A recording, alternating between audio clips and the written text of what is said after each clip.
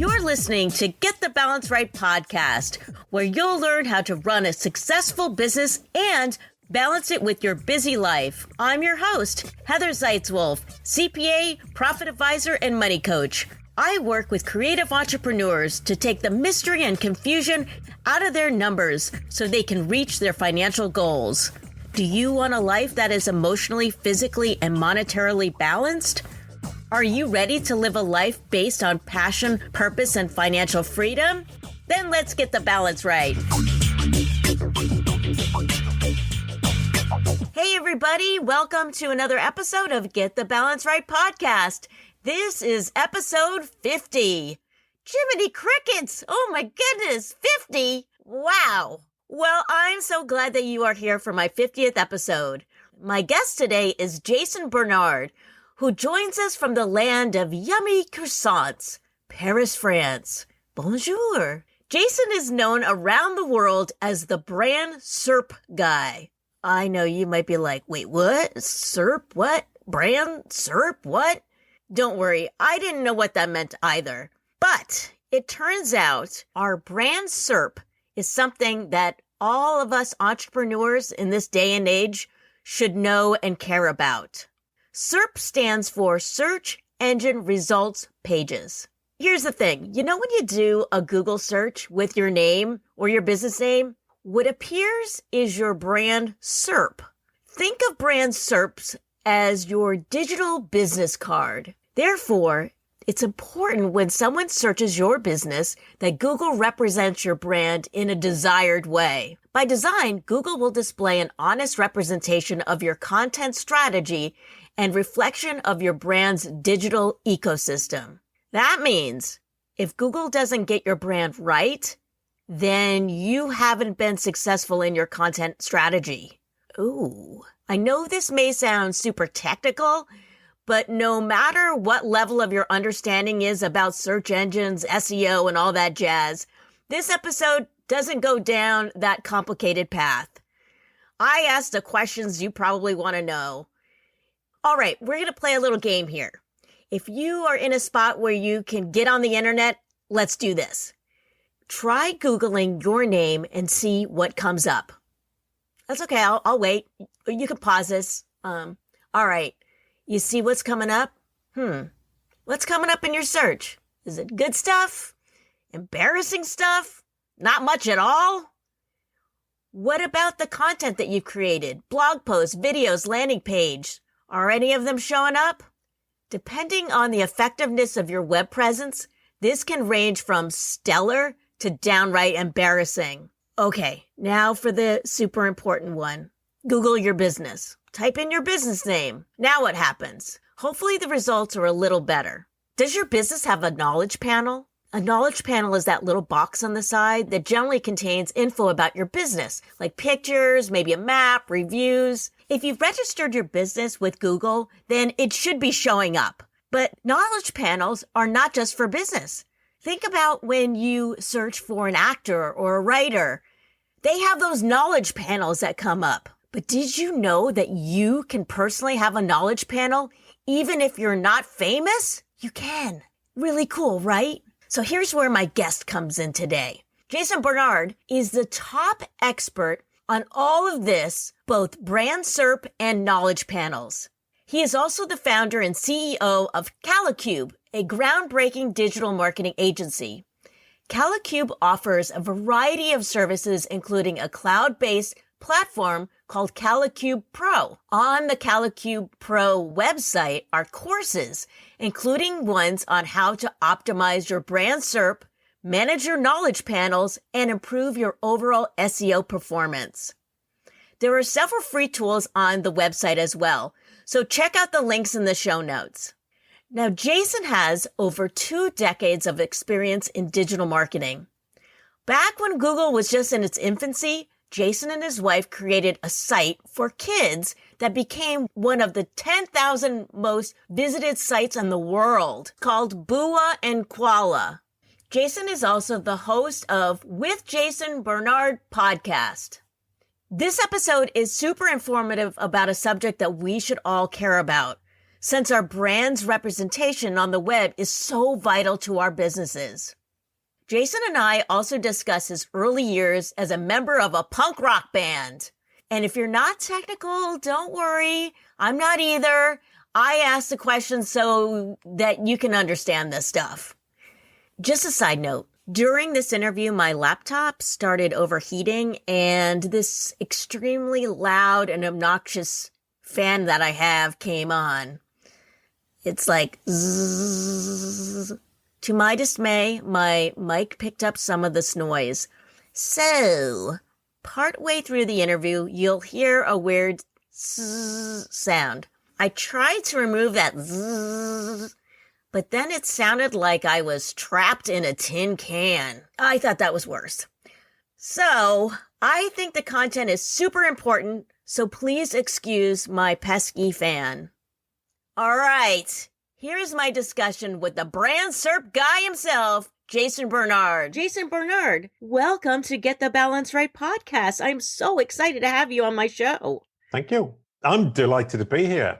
Thank you so much. And you're coming all the way from Paris. Yeah, it sounds really exciting, but right now, given the lockdown, it's just as boring as everywhere else, I would think. It's such a weird time. It is a weird time, and I feel frustrated being in Paris. But as I said, you look at it and you think, it could be a lot worse. Yeah, and you guys got croissants. We do every morning, definitely. All right, well, let's get down to business here because you are a very interesting person, and you are known as the Brand SERP guy. What is Brand SERP? What does that mean? Right, brand we all know. SERP is search engine results page. And it's basically, what does Google show your audience when they search your brand name? And surprisingly, nobody has actually really looked into this in the last kind of 20 years or so. And I would like to say breaking new ground, but it's such old ground that I'm basically dealing with something that we all should have been dealing with for the last 20 or 30 years. What do these search engines show when your audience Google or Bings or searches your brand name? And you would be astonished at how varied it is, how bad it can be, how good it can be, and how much we can control it.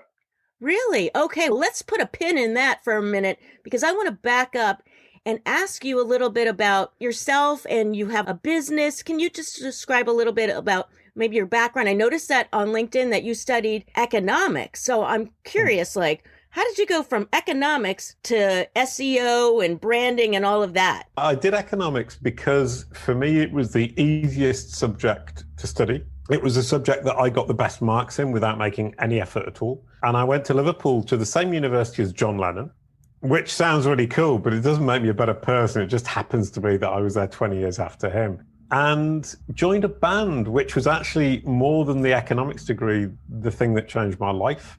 A friend of mine said, "Oh, you sing. Do you want to sing in a band?" We created a band together. It was called Stanley the Counting Horse, which is possibly the worst name for a band you could imagine. And then had a few adventures in Liverpool and then moved to Paris, where I joined a band playing the double bass because they had heard that I was a musician in Liverpool. So they asked me to join the band, and that became a career for almost 10 years, just playing double bass, traveling around Europe, playing gigs. And we ended up actually being reasonably famous within the European circuit. That fell apart, so I then created a cartoon for kids where I was a blue dog and my ex-wife was a yellow koala. That lasted 10 years. And then I segued into the digital marketing universe for reasons that are actually related to the blue dog, because the blue dog and yellow koala ended up with 5 million visits a month on a website. Yeah, I was going to ask you, but that's on one of my questions later on. Yeah, I want to ask you more about that later on for sure.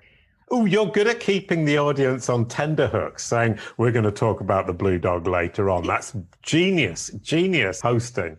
Let's go back, though, to this whole band thing. Now, was this a punk rock band? Was this in the 80s? Early 90s, late 80s, early 90s. It was punk folk. I was a punk when I was a kid. The first music album I bought was The Clash, London Calling. Good one. Yeah, thanks to my sister. I would love to say it was thanks to me, but I was listening to kind of Donny Osmond and all that kind of stuff. Then she said, why don't you listen to this? And I listened to it. I thought, ooh, that's amazing. The first album I bought, thanks to my sister, was not Donny Osmond, but The Clash. And that's really cool. And I'm so glad she helped me with that. And then it ended up being a folk punk band where we played basically punk music in a folk manner or folk music in a punk manner, depending on how you want to view it. Wow, that's really interesting. So what other bands would you say that are kind of like that? It was like the Pogues or something? What would you compare that to?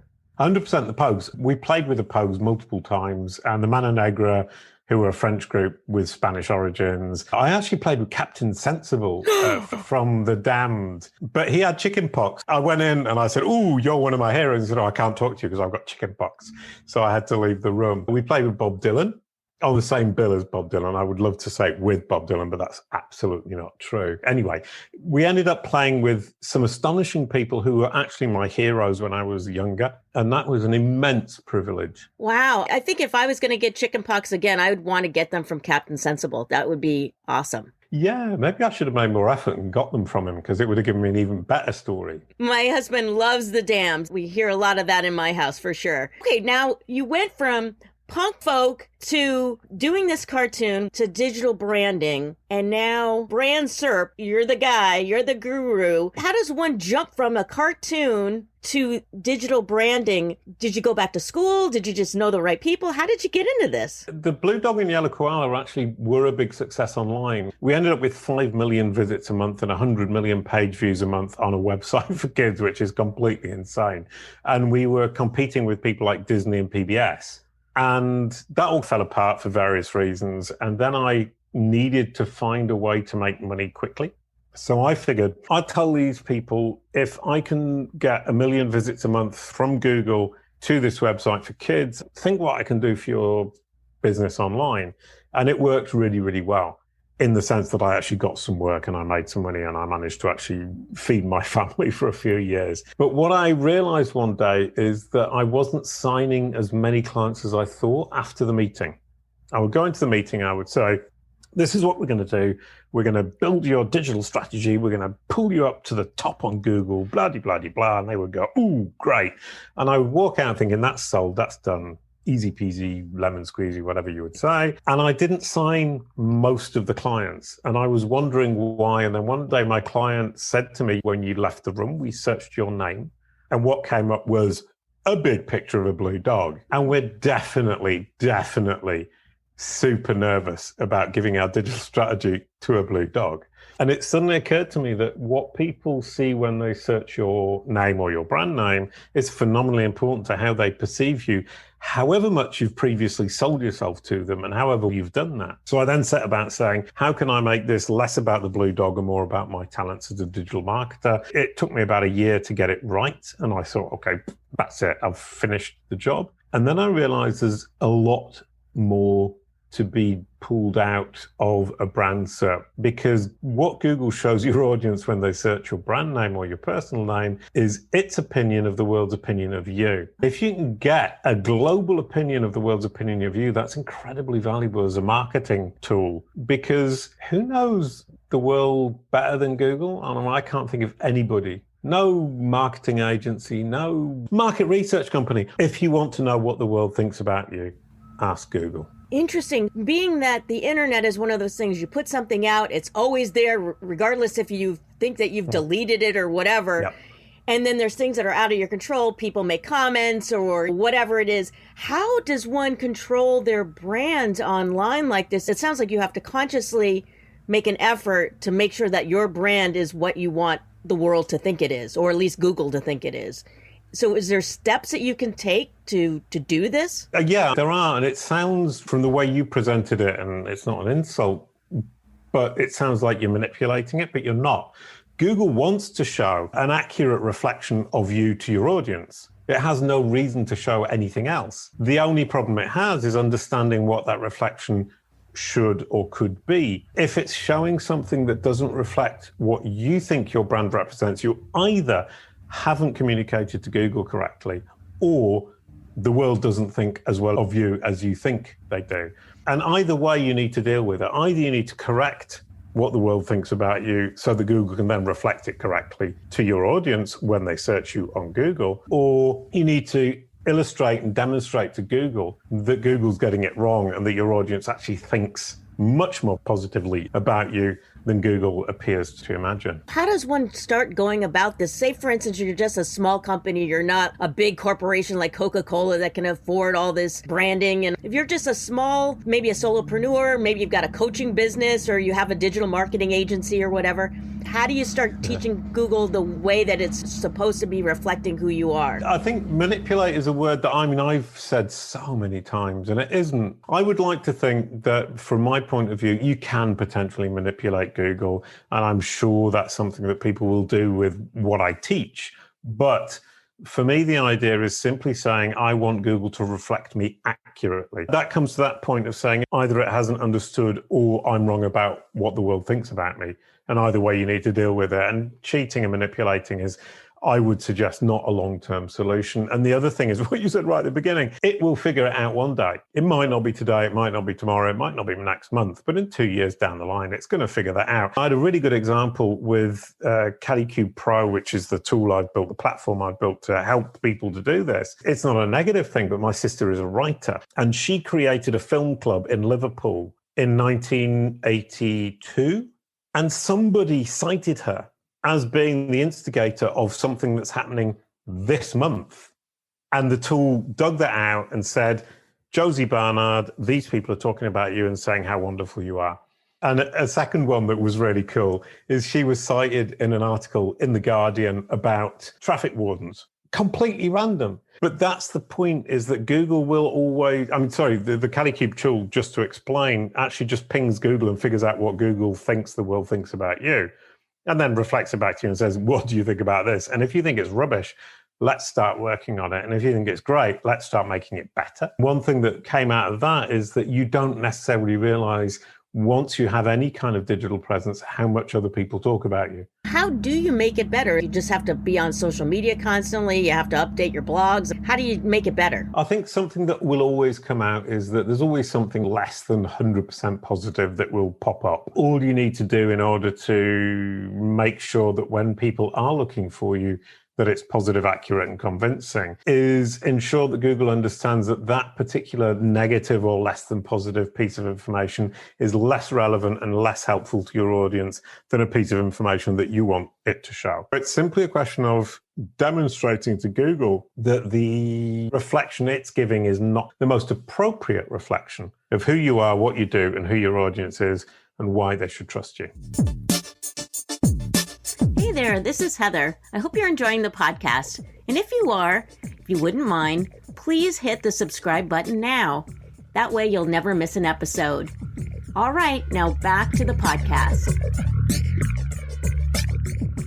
How does one measure how Google is representing your brand? Is that just from you just look at it and you're like, that doesn't sound right? Or you mentioned that you have some tools. Are there tools that will actually help you with this? It's a great question, because I've been doing it just by going, I look at that, it doesn't look, off we go. And it's really ad hoc and rubbish and is completely based on what I feel. In French, we say le nez. It's what you smell. And you say, that doesn't look right, let's deal with it. And what I've done is I actually ended up getting some quite major clients on board and realized that I can't do that. For companies who actually need to understand and be able to measure, I built Kalicube Pro as a means to represent what I understand just by looking and measure it and be able to represent it and say, this is improving or this is not improving. And it's, I'd love to say an adventure and wonderful, but some of it, I just think sometimes just your gut feeling is just so nice.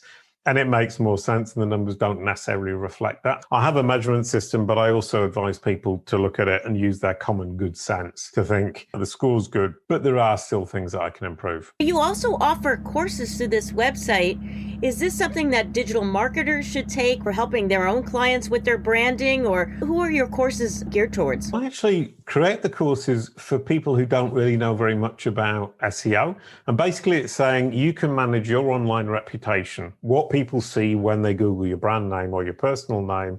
using quality, simple SEO techniques. I thought this is never going to be interesting for anybody who knows anything about SEO. And it turns out that it's so niche, it's so specific that nobody, as far as I'm aware, has ever looked into it in this much detail. So you can take somebody who knows absolutely boatloads about SEO and they will still say, yes, I learned something from this course. So what's nice about it, and I love that from Come Back to the Blue Dog and the Yellow Koala, it's universal. That's great, because when I saw that you had courses, I was thinking like, oh, I probably have to be like an SEO nerd or something to really understand it. The courses themselves, as I said, I designed them for people who know nothing about SEO. So I actually go through the basics of SEO. And what is interesting is that does help people, because there are very, very, very simple things you can do that will immediately improve what appears when somebody Googles your brand name. There are also some things that aren't obvious to people who are super experts. So what I think I've managed to do is hit this market, which is teaching people who know nothing how to get involved, and teaching people who think they know everything that they don't necessarily know everything on every aspect and at every plane, and that there are a lot of things that you can do that aren't obvious and that aren't necessarily directly traditional, in inverted commas, SEO, that will help you to improve Google's opinion of you. But if you're to improve Google's opinion of you, you necessarily need to improve the world's opinion of you, because that's exactly what Google is reflecting. What are some of these ways that you can do this, or does it depend on individual situations? There are some universals, obviously. First thing to do is to look at your homepage on your website and say, does it actually represent me as I would wish? And the answer is surprisingly often not. We fail to look at ourselves in the mirror sufficiently. You need to take a big step back and say, how do other people perceive this? And not, how do I want to present myself? You need to put yourself in other people's shoes, because that's what they're seeing and that's what you need to represent. And I think most people fail to do that, including myself. Second universal is reviews. Obviously, you need good reviews, and that isn't necessarily the case. And it's easy to say, ooh, bad review, they were wrong. But in fact, if the overall weight of reviews is negative, you need to start looking at yourself and think, what am I doing wrong? Have I got the wrong audience and they don't appreciate what I'm offering because they're the wrong audience? Or am I not giving a good service to the audience that I'm actually trying to serve? Next up is things like videos. If you're making loads of videos, but you don't see videos when you search your name or your brand name, then you're making videos that aren't either being appreciated by your audience, or Google isn't seeing that they're being appreciated by your audience. So it's a really nice way to look in there and say, am I actually making the right content for the right audience in the right place where they are truly engaging, where I'm actually making sense? Once again, you look at Google and it's saying, oh, you're rubbish. And Google's a really good judge of that. You would like to suggest that Google's getting it wrong, but I think most of the time, if Google's showing something it isn't getting it wrong, you probably need some introspection and look at what you're doing and think, am I actually truly serving my audience? And I've certainly personally learned a great deal from having the intelligence, self-awareness to take a step back and saying, actually, I'm not as good as I thought I was. This goes beyond just branding. It's like a mindset shift, self-reflection. There's a lot to this. That's really interesting. Either you're getting it wrong in terms of the content you're creating and the way you're communicating with your audience, or you're not letting Google know, which means that you're not presenting it correctly. Either way, you've got a question to ask of yourself and something to improve. And after 7 years, I have things to improve in the way that Google is presenting my brand as a person or a company to my audience. And you remember that people who are Googling your brand name are your audience. They're the core audience. They're the people who are important to you. They're the prospects, they're the clients, they're the potential hires. They're the really, really, really important people to you. People don't search your brand name completely nowhere. They search it because they're interested in you and your offers. When someone searches a brand and no videos show up, is that something that you have to make sure that you have? Maybe you're in Vimeo or YouTube. How would be the best way to get your videos to actually show up? There are multiple aspects, one of which is how the video is presented on the page.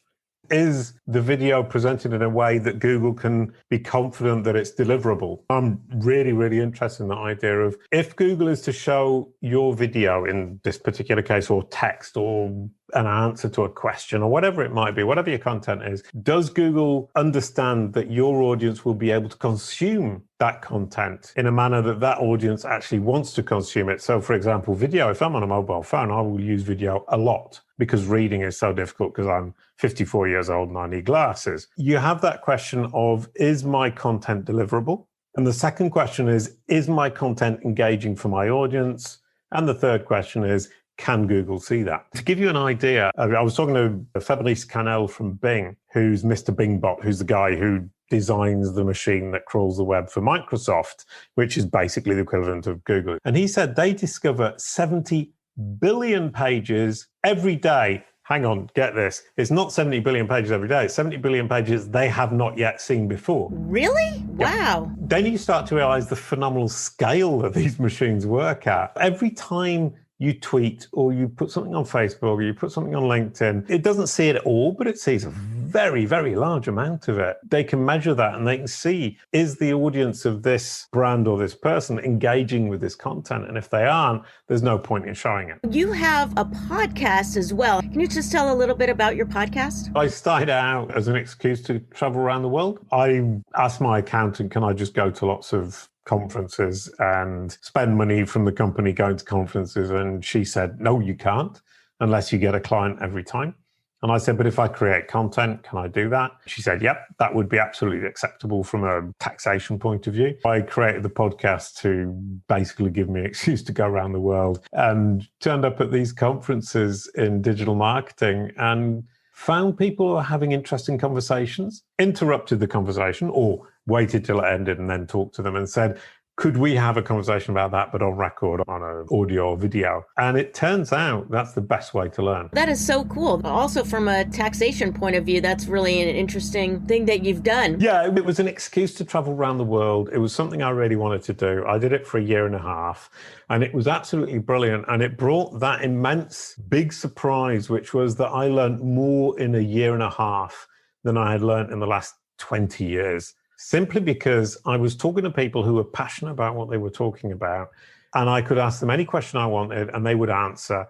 And it's still going on today. I've got 170 episodes. And every time I talk to somebody, they always teach me something I didn't already know. I love having my podcast where I get to talk to people that I wouldn't normally get to talk to and grill them with questions about Brand SERP and such. I think kind of people like yourself pull interesting answers out of people because you're naturally curious. I think that's a very powerful element of human existence, that it's not just those basic standard questions. It's saying, oh, I'm actually really interested in the answer to this one. I work with a lot of digital marketers, videographers, branding people, but I have never heard this term Brand SERP before. And I tossed the idea around with them and they didn't know what I was talking about. Was this something that you coined the phrase, invented, or is this something that can other people make a career out of this as well, or are you just the guy? The reason nobody's heard of it is because I'm the only person saying it. I started doing this and I couldn't find a phrase for it, and I invented that phrase and I'm pushing it out there and I'm trying to get people to use it. And people often say, oh, branded search. And I'm saying, no, it's not branded search. It's your brand SERP. It's the exact result on Google when somebody searches your exact brand name with nothing added, not Jason Barnard reviews, just Jason Barnard, what appears. I think it's fairly unique and I think it's phenomenally important. And this is the beauty of it, is that it's niche in that nobody else is doing it, but it's universal in the sense that everybody needs it. If somebody wants to launch a career in brand SERPs, you're welcome, because I can't possibly serve 6 billion people and 50 billion companies and tourist attractions who all need this service. We are going to talk about that animation that you did. At last. Yes, come on.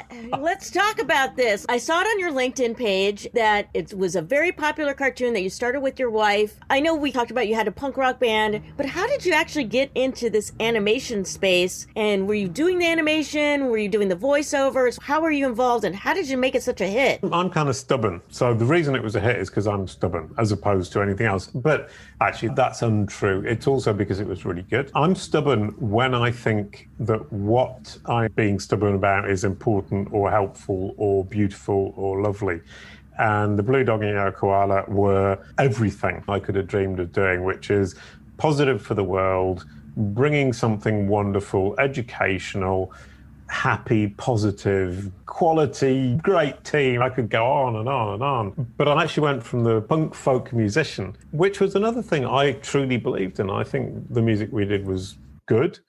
Wasn't as good as the Pogues, perhaps, but it was certainly good enough to stand up on its own and make other people's Friday and Saturday evenings a little bit better than they would otherwise have been, to making cartoons for kids. I was writing songs and the people in the punk folk band said, we don't like your songs. It turned out it's because they were a bit childish and they were a bit naive and they weren't punk folk enough. I just basically said, well, I'll write songs for kids. And it turns out I'm actually very good at that. Much, much, much better than I am at writing punk folk songs. And I wrote 80 or 90 songs for children in the space of 10 years. And some of them are all right. Some of them are medium. Don't think any of them are absolutely awful. And some of them I actually think are really, really good. I wrote a really bad song for the punk folk group and it's appalling. I listen to it now and you just go, oh, what was I thinking? I think kind of part of the creative process is that you have to go through the rubbish. Everybody's written some rubbish. I don't think you can name any artist who hasn't done some rubbish. And I just said I was an artist. How terribly pretentious of me. Sorry. But being a blue dog actually was very liberating because you can hide behind it. Is this available on some kind of CD or album, DVD? Can you get those songs somewhere? I'd look them up on YouTube. They're all up there. So you can actually listen to Jason Barnard the name of the dog is Boowa and the name of the yellow koala is Kwala. So you can look up Boowa and Kwala and you can find the blue dog and the yellow koala, who were best friends for a reason that I can simply not explain. You can listen to them singing these happy children's songs. And one of the great things that I feel in life is that I think that was a really positive contribution that is still being appreciated by people today. Who did the animation? Were you involved in that at all? Oh, crumbs. Yeah, I did the first animations. If you look at the very first ones, they're absolute rubbish. We found a guy, he had left school at 16. He had no qualifications. He came in for an interview and my wife said, she was the illustrator, how can I choose? Who shall I employ as an illustrator animator? And she said, just get them all to draw a picture of the yellow koala and bring it back to me and I will tell you who's the person to employ. I did 10 interviews in a day and I went back home and I said, here are the 10 illustrations.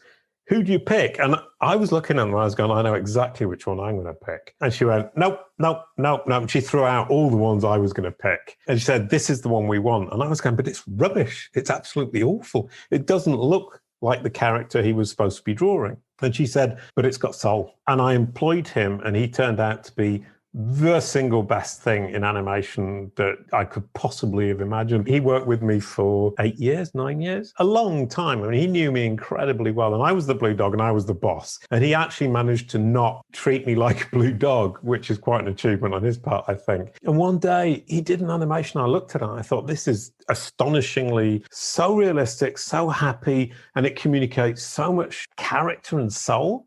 And I went to him and I said, how did you do this? How did you manage to do this animation? Interesting. He was really invoking your personality. And was this digital animation or hand-drawn? It was hand-drawn in Flash, if you remember Flash, which was Macromedia and Adobe, one of the leaders in the world in terms of both animation. Unfortunately, it got killed off. I thought it was an astonishingly powerful tool that really changed a great deal of what we expect from the web. Jason, tell us a little bit about your company and the services that you provide and the ways people can work with you. I'm the Brand SERP guy. Basically, if you want to make sure that what appears when somebody Googles your brand name or your personal name is positive, accurate, and convincing, that's what I specialize in. I built a platform called Kalicube Pro that is very powerful. If you want a knowledge panel, we can work towards getting a knowledge panel. Knowledge panels are the thing on the right in Google results when you search for a film star. Everybody can have one. Is that something you can actually design to happen, this knowledge panel? Or does that probably sound like an idiot asking you this question, but... No. Most people think that it's something you can have no influence on at all. And in fact, that's completely false. The knowledge panel people think, oh, you have to be a star, a film star or a football star or the Queen of England or whatever it might be.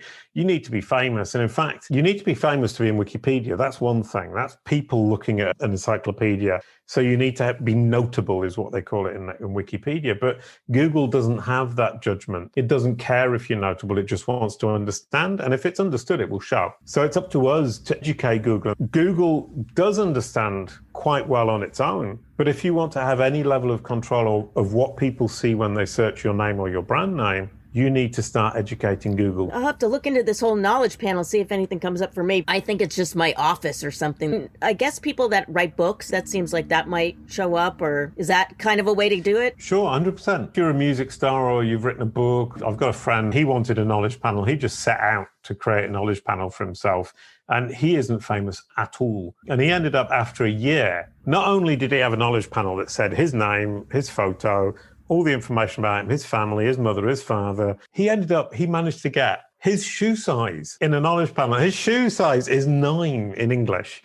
There's nothing extraordinary or interesting about that, but it really is a case of if Google has understood it, and it's confident it's understood, it will show it. And it doesn't matter if it's interesting or not. I love that guy simply because he was so determined to do it that he spent a year building that understanding, educating Google step by step by step, and having the patience to stick with it.